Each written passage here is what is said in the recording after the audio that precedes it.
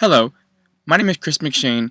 This presentation is a summary of the book Where Good Ideas Come From, The Natural History of Innovation by Steven Johnson. Some of the questions asked in the book are: how are good ideas born? Why are good ideas born? What environments promote good ideas? Steve Johnson attempts to answer these questions. Here's a quote from his book. A new idea is something larger than that.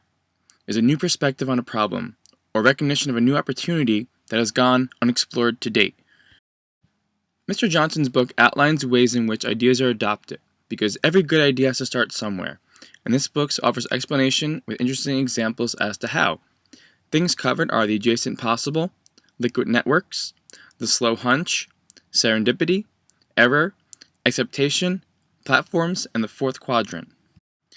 The first one is the adjacent possible.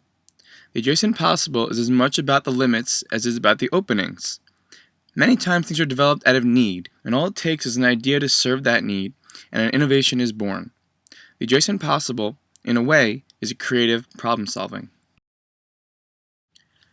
The adjacent possible is a logical progression. One thing has to happen for another to be changed. There are rare cases where ideas leap over steps, but for the most part, it's one thing leading to another. The second one, liquid networks. A good idea is a network. Johnson explained good ideas have certain signature patterns that make them. Surrounding yourself in an environment that creates new links of association can help add to the frequency of good ideas. He also states, information easily flows along multiple unpredictable paths. Two essential properties on Earth involve the capacity to make new connections with as many other elements as possible, and secondly, randomizing an environment that encourages collisions between all the elements in a system. Thirdly stated is the slow hunch. Most hunches that turn into important innovations unfold over much longer time frames. They start with a vague, hard to describe sense that there's an interesting solution to a problem that hasn't yet been proposed. They linger in the shadows of the mind.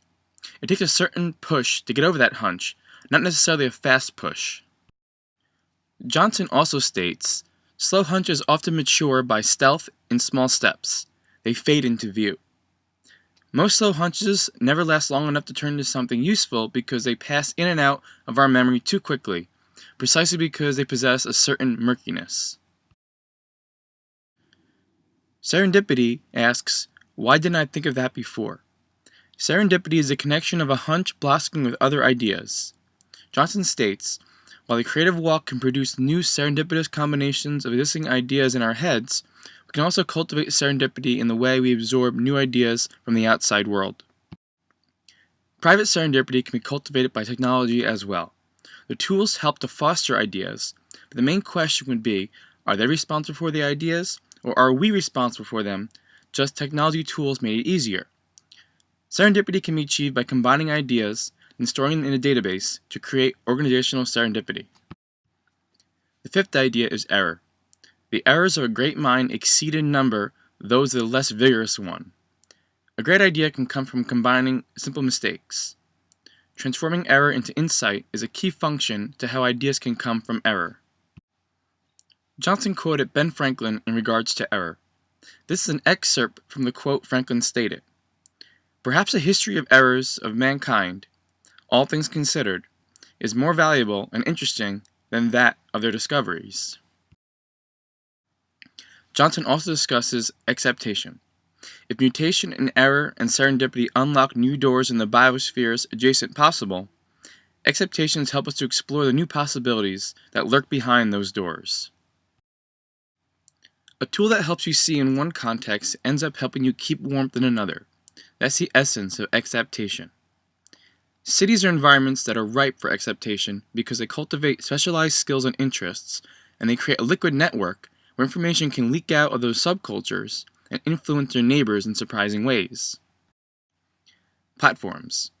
Platform building is, by definition, an exercise in emergent behavior. Johnson also stated, culture, too, relies on stacked platforms of information, a set of rules and conventions that govern the definition of terms, the collection of data, and the boundaries of inquiry for a particular field. The real benefit of stacked platforms is amusing because it gives you knowledge you no longer need to have. To use technology, especially things that are simplified today, you don't need to know how it works, just that it does.